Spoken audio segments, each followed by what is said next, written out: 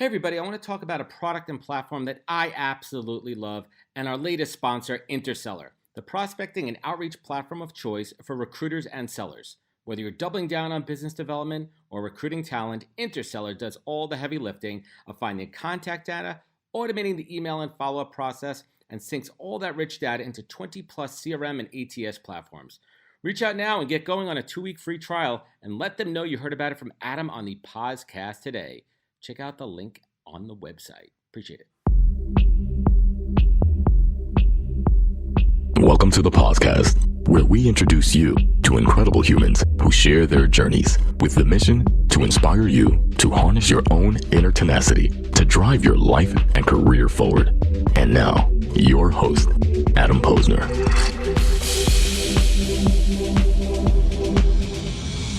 Hey everybody, welcome back to the podcast where I bring you the best and brightest from the world of business, talent, access, and entrepreneurship to help you harness your inner tenacity to drive your career forward. Folks, my guest today does not need any introduction, but I am thrilled to welcome Mr. 10X himself, Mr. Grant Cardone. And if you haven't checked out Grant on season 2 of Undercover, Billionaire on Discovery, you must. He goes to a town he's never been to before with only $100 in his pocket, no place to live. He shaves his head, no food, can't use his name. You get the gist here, no social media. And the challenge here is to build $1 million business in 90 days. And if he doesn't, comes up short, he's got to pay that $1 million. So Grant, typically my show is a long form show. We dig in, we go deep, but today we're lucky we only have 15 minutes with you. So we're going to go fast and furious and 10 questions with Mr. 10X himself. You ready, sir? Let's do it, man. Let's do it. And Adam, I really appreciate you having me on the show, and I hope to offer and provide value for the people out there that are struggling, or maybe you're trying to get to the next level, or you're doing great and you want to get to the next level. Struggle's a struggle. So that's what I was hoping to show on this show at Discovery Channel on Discovery Plus. Well, it's awesome, man. Let's give people a little inside peek here. So on that first day of shooting, you had to be nervous, man, right? You're human. I mean, listen, you're Grant Cardone, but you're still a human being. Tell us what you were feeling that first day when they dropped you into Pueblo, Colorado, man. Well, dude, I was terrified. First of all, it was 15 degrees. I knew I had, like, you start like doing a lot of math quickly. Plane lands in Lamar, Colorado, which is 2 hours west of Pueblo. There's an old truck waiting there for me. It's 15 degrees, 3:15 in the afternoon. Sun's going to set in 2.5 hours.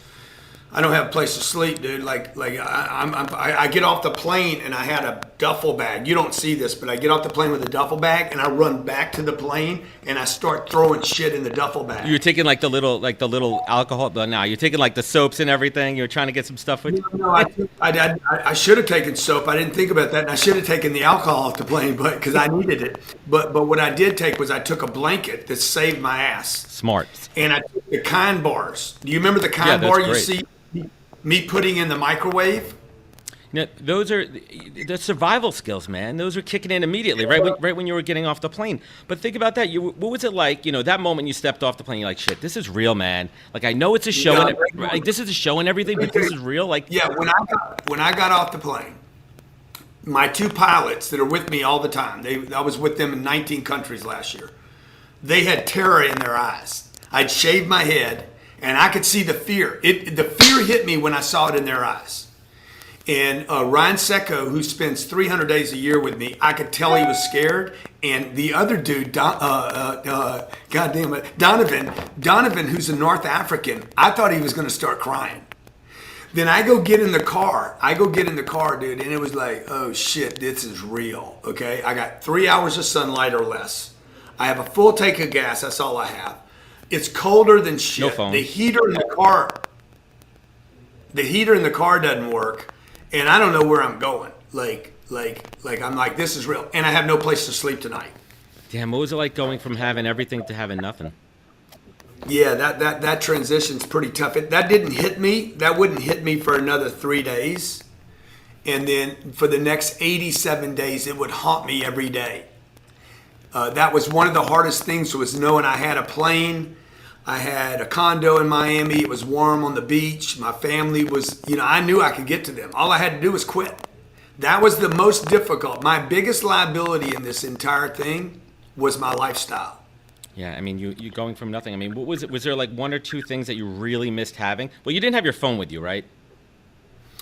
Well, they basically scratch. They give me a new Right, phone. you got a burner, right? So you couldn't have all Yeah, your burner. contacts. I mean, emergency-wise, Yeah. you could reach out to your family and all that, but Yeah, but I still had my other phone in case of an emergency for my family, or when we weren't shooting Undercover Billionaire, I could still do deals. you're still running It a was business.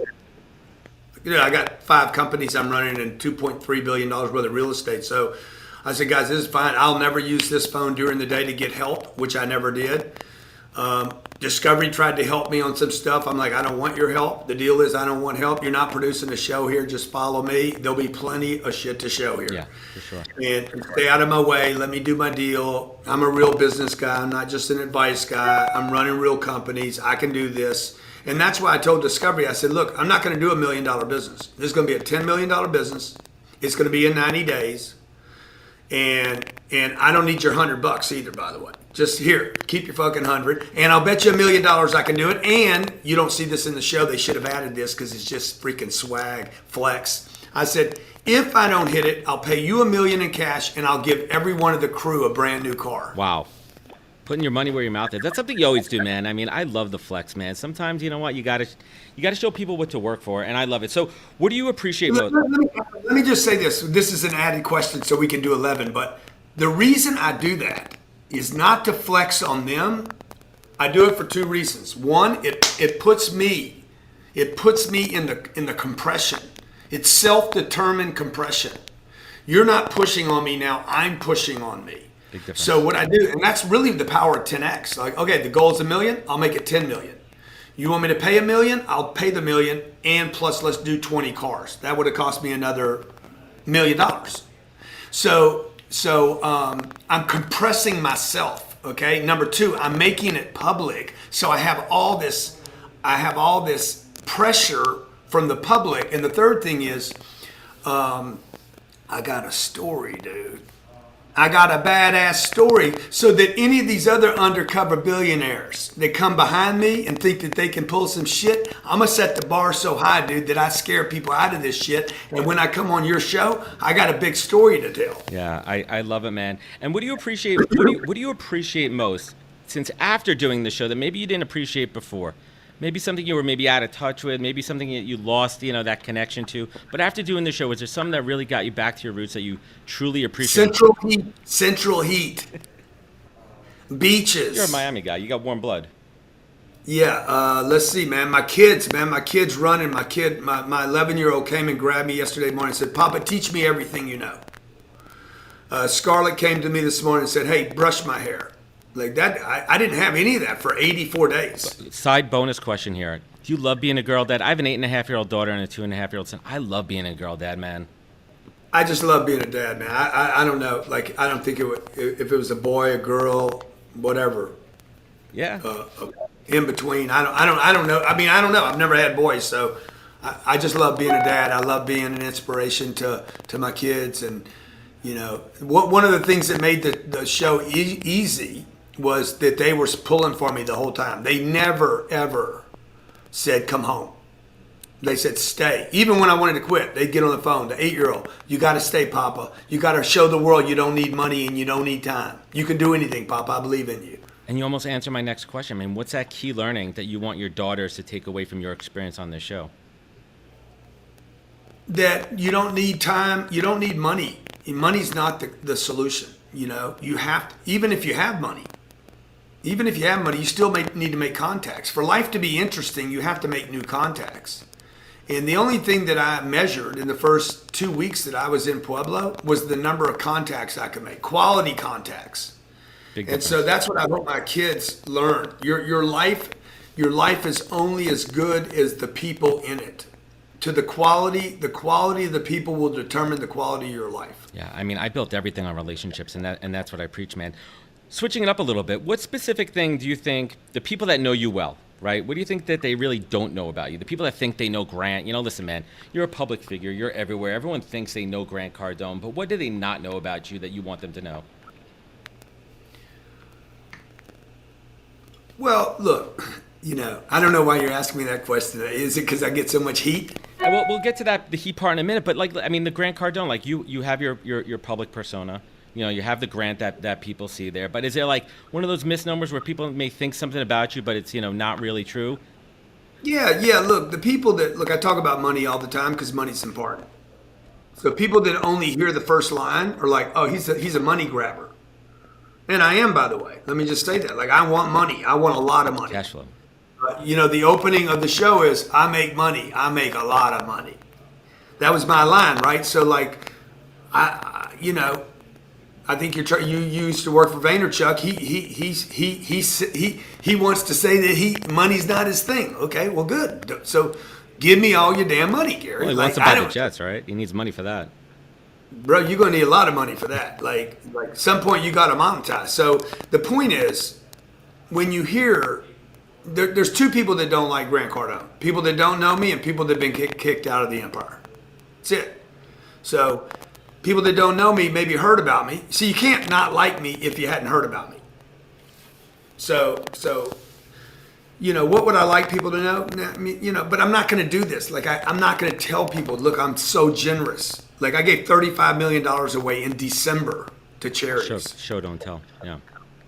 So, I love people, man. I love people. Like, if you took everything away from me and all I had was helping people, I'd still be the richest guy I know. I love that. That's true. That's real, man. And flipping it around, one of the things that I love that you say is never waste a hater, their fuel. I mean, so what do you say to them, right? They talk shit about you. They talk about the lawsuits. They talk smack about the church and all this other stuff there. Like, what do you say to them? How does this drive you forward? I love it. Thank you. Simple as that. Thank you, guys. There's nobody that promotes me better than a hater. They're the best gift I have been given is the haters, okay? I watched two guys that have been kicked out of my world because of the way they acted. They did an interview, a 1 hour interview, and for 45 minutes they talked shit about me. Thank you. Cannot thank you enough. I cannot buy that ad time. Yeah. Nobody will let you buy 45 minutes of ad time. People just sat there and watched them fucking argue about Grant Cardone, Grant this, Grant that. He's wrong about this, he's wrong about it. But the whole time, people, that what they don't understand, man, is haters. Haters, number one, are a perverted form of admiration. Yeah. I don't want to stop it. I don't want to block it. It is admiration. It is a form of admiration and attention. And I could never pay for that. So if they're willing to invest their time and their energy and their creativity in hating on me, while they're doing that, by the way, they're not creating anything. And all they're doing is leaving little nuggets about Grant. And, look, the other thing is I've never known a successful person on this planet, from Jesus to Gandhi to King to Kennedy to Barack to Trump, that wasn't hated. Yeah, totally. So bring it on, ding dong. Let's go, man. I love it. I love it, man. So switching it up a little bit, you and your wife Elena have been married for 17 years. What's Grant Cardone's golden secret to a successful marriage? Man, I hate giving marriage advice because, it's just, marriage is tough, man. It's a difficult thing. Work.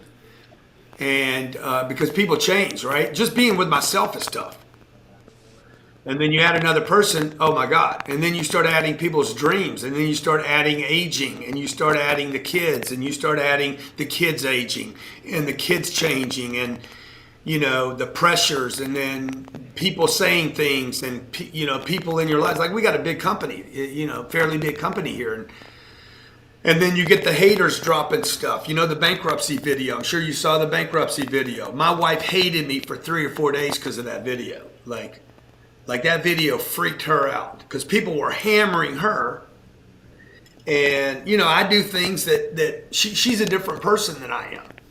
And I'm very abrasive and she's very nice. And you also want to protect her. I mean, as much as a public figure you are, it's still your wife, and you want to insulate her and protect her in some capacity. Yeah, but she has a different, the point I'm making right now, she has a different tolerance for the heat than I do. Like, I like it. I like a good fight, right? She doesn't want that. And so you got two people, no matter how much you're on the same page, you got two people, like, have different tolerance levels.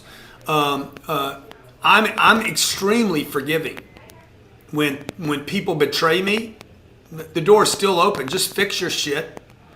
Make good on what you'd said or did wrong. Make amends and clean it up. She's like, door's closed forever. So it's just a different tolerance level of how people handle and deal with things. And that's what makes, marriage is just a tough thing. Yeah. How we've done it for 17 years, we do our best to get on the same page with finances, the kids, and then we discern who's in charge of what. And she gets to be wrong on those things that she's in charge of, and I get to be wrong about the things I'm in charge of. And we hopefully support each other. It's communication. I mean, I've been married 11 years. I think I've won one argument, Grant. My wife's a commercial real estate attorney, side note, and I've won one argument. A couple more questions, we'll wrap it up here. Which cat do you like more, Cash or Flo? Cash, probably. Single best piece of advice you've ever received that you take action on every single day of your life? God, my mom told me the best investment you would ever make. This is the best piece of advice. Best investment you can ever make is in yourself. My uncle told me you need to start learning how to get money to make money. And somebody told me, or somewhere I got, do the hardest thing first. I don't know where I got that last piece from, but I do the hardest shit. The most uncomfortable thing I have in a day, I try to do the first thing of the day. That's smart. That's good advice.